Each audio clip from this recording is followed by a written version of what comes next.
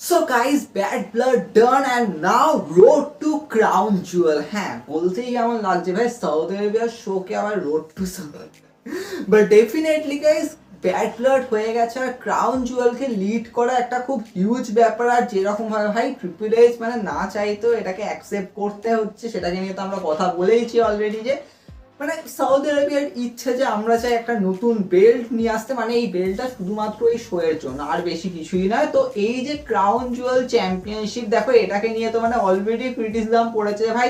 সেই সময় সেই গ্রেটেস্ট রয়্যাল রাম্বল ব্রন স্ট্রোম্যান সেই চ্যাম্পিয়নশিপ জিতেছিল, সেই চ্যাম্পিয়নশিপটা এখনো সেই কি বলে মানে রেঞ্জ চলেই যাচ্ছে ব্রন স্ট্রোম্যানের, আর কিছু বলার নেই। কিন্তু এদিকে এটা কি অ্যাঙ্গেল ভাই, ডেফিনেটলি দেখো এই যে টাইটেলটা এটা কি লিড করবে সেটাকে নিয়ে গেলে এই এপিসোডে কথা বলবো। আর ক্রাউন জুয়েলের কারেন্টলি হাইপ কি সেটাকে নিয়েও কথা বলবো। দেখো ফার্স্টে যদি আমি এই টাইটেলটাকে নিয়ে যদি আসি, তাহলে এই টাইটেলটার মেজর থিংটা কি যে হ্যাঁ ভাই, ওমেন্স ডিভিশনের যে মেন টাইটেল, আর মানে ওই তো ভাই মেন টাইটেলই তো আছে, এখনো তো মিড কার্ড টাইটেল আসেও নি।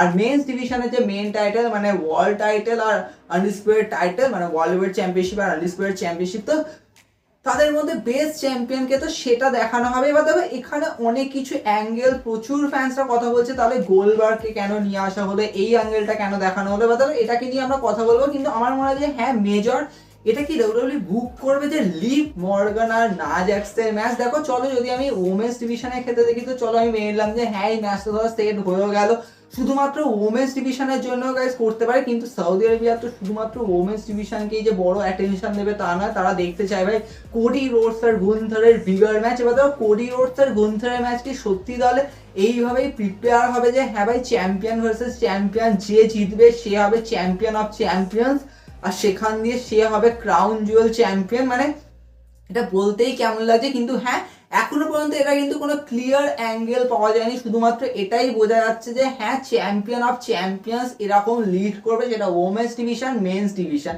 এখন এটা কি সত্যিই ম্যাচটা সেটা হবে, তো সেটাকে নিয়ে এখনো পর্যন্ত ট্রিপল এইচ সেরকমভাবে কোনো অ্যাড্রেস করেনি। কিন্তু ট্রিপল এইচ যেটা অ্যাড্রেস করেছে সেটা হচ্ছে ওয়ান মোর ম্যাচ, বা বলা উচিত লাস্ট ম্যাচ। তো গোলবার্গের আর অলরেডি প্রেস ইভেন্টে তো ভাই গোলবার্গকে নিয়ে কথা জিজ্ঞেস করাই হয়েছে, ট্রিপল এইচ বলেছে নেভার সে নেভার। কিন্তু এখানে অবভিয়াসলি বড় কোয়েশ্চেন এটাই যে দেখো আমরা যেরকম গোলবার্গের রিপোর্ট শুনেছিলাম যে গোলবার্গ নট ডান ইয়েট, ভাই গোলবার্গ বলেছে আমি একটা লাস্ট ম্যাচ চাই আর একটা ভালো মতো ম্যাচ চাই। কারণ লাস্ট টাইম গোলবার্গ আর রোমান রেন্সের ম্যাচ হিসেবে চলো ববি ল্যাসলির সাথেও খুনসুরি লেগেছিল ওই টাইমে, কিন্তু গোলবার্গ বলেছে আমি লাস্ট একটা ভালো ম্যাচ চাই। এখন এটাই কি লাস্ট ম্যাচ ভাই, লাস্ট ম্যাচ খেলে চলে যায় এরকম ব্যাপার। কিন্তু দেখবে দেখো গোলবার্গ লাস্ট ম্যাচ চেয়েছে আর অবভিয়াসলি তার সামনে বড় থ্রেটের দরকার। কোডি রোডস আর গোলবার্গের ম্যাচ এমনি ভাই কোডি রোডসের টাইটেল ডিফেন্ডকে মানে ক্রিটিসাইজ করাচ্ছে, তার রেইনকে তো আরো ক্রিটিসাইজ করাতো, তার জন্য গুন্থারের সামনে আনা হয়েছে। দেখো গুন্থার যেরকম ফাইটিং চ্যাম্পিয়ন, তো সে অলরেডি রেন্ডি অর্টনকে হারিয়েছে, তো তারপরে গোলবার্গ, মাঝখানে স্যামি জেন, চলো ঠিক আছে। কিন্তু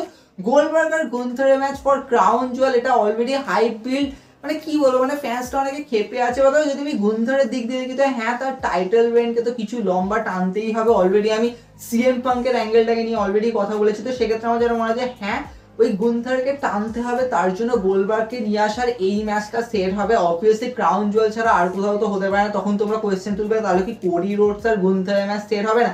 দেখো আমার তো এটাই একটা বড় কোয়েশ্চেন যে ক্রাউন জুয়েল চ্যাম্পিয়নশিপটা এটার মেন কি লিড করছে, যে মানে এটা কি ফ্যাক্টর হবে বা এটার কিভাবে মানে ডিটারমাইন হবে যে কে চ্যাম্পিয়ন, এটা এখনো পর্যন্ত কোনো অ্যাড্রেস করা হয়নি। তো সেক্ষেত্রে আমার যেন মনে হচ্ছে হ্যাঁ মেন থিং এটাই হবে যে গোলবার্গ আর গুন্থারের ম্যাচ। চলো আমি এটাকে ভাই মেনে নিচ্ছি, আর কিছু বলা নেই। কিন্তু অপর দিকে গেছে যদি আমি চলে আসি যে ভাই কোডি রোডসের সাইডে, দেখো কোডি রোডসের সাইডে অনেক কিছু অ্যাঙ্গেল, কারণ অলরেডি আমরা কোডি রোডস আর রকের ফেস টু ফেস দেখলাম ভাই ব্যাড ব্লাডের এন্ডে। আর যেরকম ভাবে রক যে অ্যাঙ্গেলটা দিয়েছে ভাই, রক বলেছে ভাই কি ন্যাকামো চলছে ভাই লাস্ট 6 মাস ধরে, মানে কি চলছে। অবভিয়াসলি ভাই রক এটার উপর রিয়াকশন দিয়েছে। ইভেন রক কিন্তু শুধু কোডির দিকেই তাকিয়েছে তাই নয়, রোমানের দিকেও তাকিয়েছে। এটাকে নিয়ে আমি পুরো সেপারেট ডিসকাশন করবো। কিন্তু ডেফিনেটলি আমি কখনোই বলবো না যে সৌদি আরবিয়ার শোতে কোডি রোডস আর রকের ম্যাচই সেট হয়ে যাবে, এটা তো প্রচুর আজব। আর যেরকম ভাবে আমরা অ্যাঙ্গেল দেখলাম, তো সেক্ষেত্রে কোডি রোডস আর রোমান রেন্সের ম্যাচ সেট হওয়ারও কোনো অ্যাঙ্গেল নেই যেরকম বোঝা যাচ্ছে। কারণ অবভিয়াসলি রোমান রেন্স এখানে কোডি রোডসকে জাস্ট চলে অ্যাকসেপ্ট করে নিয়েছি, চল তোর সাথে একটা ম্যাচ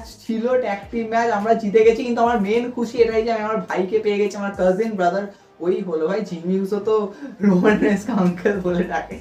যাই হোক, কিন্তু জিমি উসো আর রোমান রেন্স একসাথে হয়ে গেছে, আর এটাই মেজর অ্যাঙ্গেল যে ভাই কোডি রোডস এখন ব্লাড লাইনের অ্যাঙ্গেল থেকে তো পুরো সরে গেল, কারণ জিমি উসো আর রোমান রেন্সের এই যে এখন যে বন্ডিং, কিন্তু গাইস ইন্টারেস্টিং ফ্যাক্টর এটা যে যখন কোডি রোডস উপর অ্যাটাক হচ্ছিল তখন কিন্তু রোমান রেন্সের কোনো যায় আসে না, এরকম ব্যাপার ভাই আমি চলে যাচ্ছি, কিন্তু জিমি উসো রোমানকে বলছিল যে চল আমরা ওকে বাঁচাতে চাই। তো এটা একটা ফ্যাক্টর যে স্টিল কি এরা তিনজন, মানে এদের তিনজনের একটা বন্ডিং তাহলে এবার দেখাবে যে এরা ব্লাড লাইনের এগেনস্টে হবে। তো এটাকে নিয়ে আমি পুরো ডিটেলসে নেক্সট একটা ডিসকাশনে করবো। কিন্তু আমার মনে হচ্ছে যদি আমি কোডি রোডসের টাইটেল ডিফেন্স দেখি, তো আমি তো ভেবেছিলাম বোধহয় যে কোডি আর জ্যাকব ফাটুর ম্যাচ সেট হবে, কারণ জ্যাকব ফাটুকে একটুখানি হাই অ্যাটেনশন দেবে। কিন্তু এখানে তো ভাই আলাদাই বাওয়াল হয়ে গেল ভাই, শো এর পরে কেভিন ওয়ান্স কোডি রোডসের উপর অ্যাটাক করেছে তার বাসের সামনে। তো অবভিয়াসলি কেভিন ওয়ান্স এর অ্যাটাকটা ম্যাটার তো করে, এবং স্ম্যাকডাউনে আমরা দেখতে পাবো যে কেভিন ওয়ান্স এটাকে কিভাবে অ্যাড্রেস করে, প্লাস রেন্ডি অর্টন এটাকে কিভাবে অ্যাড্রেস, মানে রেন্ডি অর্টন কিভাবে এটাকে অ্যাকসেপ্ট করবে। কারণ কেভিন ওয়ান্স আর কোডি রোডসের যখন সংঘর্ষ লেগেছিল তখন তো ভাই রেন্ডি অর্টন সাইড করেছিল। কিন্তু এইটা কিন্তু খুবই ইন্টারেস্টিং ফ্যাক্টর যে ক্রাউন জুয়েল কিন্তু অনেক কিছু লিড করতে চলেছে,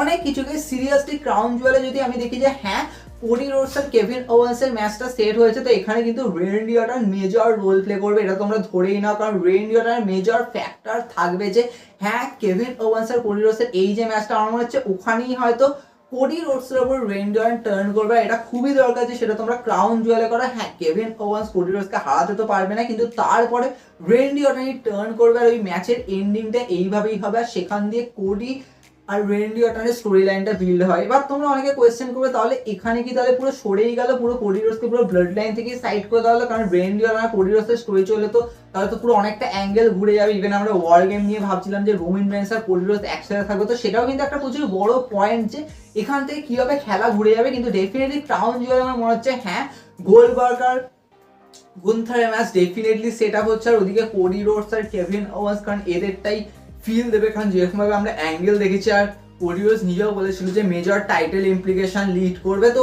এটাই তাহলে অ্যাঙ্গেল ভাই শো হয়ে গেল। তারপরে কোডির উপর অ্যাটাক করলো।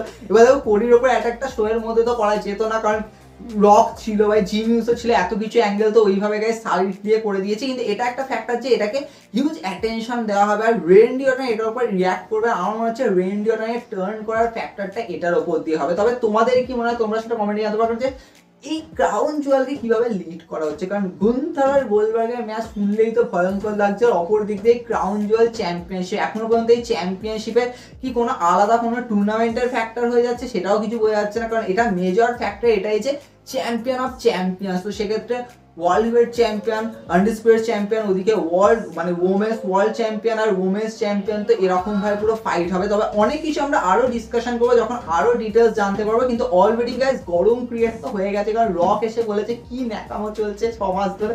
তো অনেক কিছু ডিসকাশন হবে, দেখা হবে নেক্সট এপিসোড।